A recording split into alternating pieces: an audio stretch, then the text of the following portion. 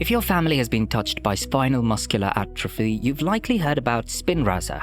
It's one of the main treatments helping people with SMA live fuller, more active lives, but understanding how it works and what to expect can feel overwhelming, especially when medical terminology gets in the way. Today we're breaking down Spinraza in simple, clear terms. No confusing jargon, just straightforward information that helps families understand this important treatment. While it might sound technical at first, the basics are actually quite understandable. Let's explore what Spinraza is, how it works, and what families can realistically expect from this treatment. How Spinraza works.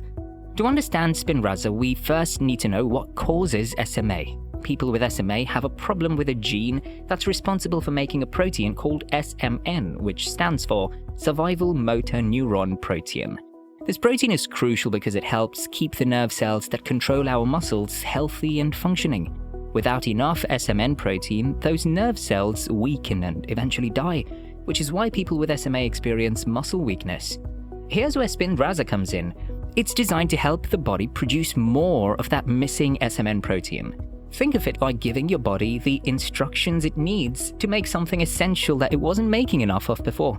Spinraza works with a backup gene that everyone has, helping it produce functional SMN protein to compensate for what the main gene can't do.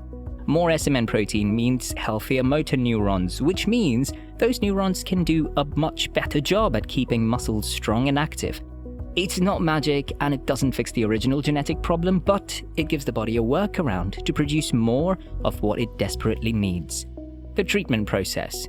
Spinraza is given through an injection into the spinal fluid, the liquid that surrounds the brain and spinal cord. This might sound intimidating, but it's done by experienced medical professionals in a hospital or a clinic setting, and steps are taken to make the process as comfortable as possible. The treatment follows a specific schedule. Initially, there's a loading phase where patients receive 4 doses. The first 3 are given 2 weeks apart, and the 4th comes about a month after the 3rd. This helps build up the medication in the body. After that initial period, patients receive maintenance doses every 4 months to keep the treatment working effectively. Each injection appointment typically involves positioning the patient, often lying on their side, cleaning and numbing the injection area, and then carefully administering the medication. The procedure itself usually takes about 30 to 60 minutes, though families should plan for additional time for preparation and monitoring afterward. Some patients may need imaging guidance to help with the injection, especially if there are spinal complications. Benefits families can expect. So what can Spinraza actually do? The benefits vary depending on the type of SMA, when treatment starts, and individual factors, but many families report meaningful improvements. Motor function often shows improvement. This might mean stronger muscle control, better ability to sit, stand, or walk, depending on baseline abilities, and improved stamina for daily activities.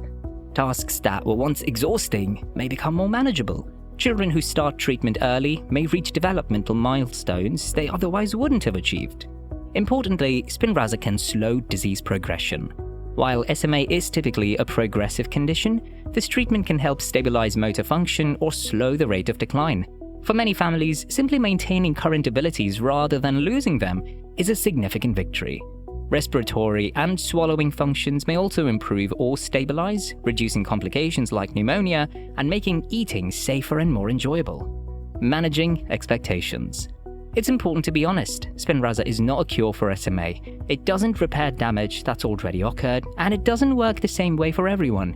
Some individuals see dramatic improvements, while others experience more modest benefits, or primarily see stabilization rather than gains. Results depend on several factors: the type of SMA, how advanced the condition is when treatment begins, age at treatment start, and individual biological responses. Generally, starting treatment earlier in the disease course leads to better outcomes because there's less nerve damage to overcome. Side effects can occur, though most are manageable. These might include headaches, back pain, or post-procedure discomfort. Serious complications are rare but possible, which is why medical teams monitor patients carefully. While Spinraza isn't a cure, it represents real hope. Families across the world have seen meaningful improvements in their loved ones' quality of life, more strength, more independence, more moments of joy. With treatments like Spinraza, people with SMA have opportunities that weren't available just a few years ago. Remember, you're not alone on this journey. Support is available, answers exist to your questions, and hope is very much alive. Together with your medical team, you can make informed decisions that give your loved one the best possible chance at a fuller, more active life.